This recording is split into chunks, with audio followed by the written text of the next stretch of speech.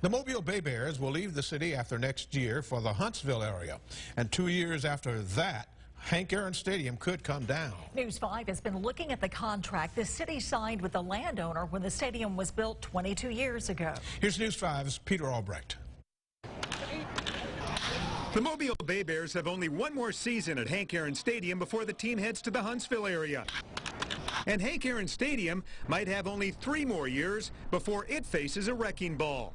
This is the lease the city signed with the landowners in 1996 when the stadium was built. It reads, in the event that the use of the leased premises as a AA baseball stadium is discontinued, and should the city cease to use the leased premises thereafter for public events generally for a continuous period of not less than 2 years, the landlord may, at its option, terminate this lease and require the city to demolish and remove the stadium at the city's expense.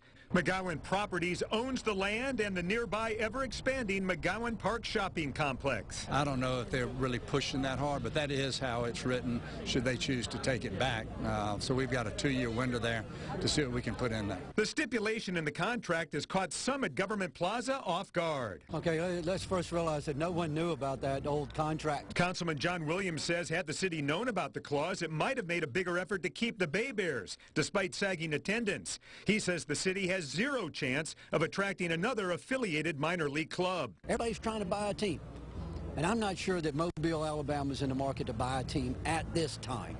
So let's put that to rest, and if the landlord doesn't want to renegotiate that and he wants his land back, then we have no other choice. Mayor Sandy Stimpson says he's not sure the landowner has an interest in removing the stadium, and he hopes it doesn't come to that. I think that they're amenable to, if we have something that we think is a viable alternative, I think that they'd go along with it. We have looked at a couple of minor league teams that are unaffiliated, but the track record on those is, not sterling.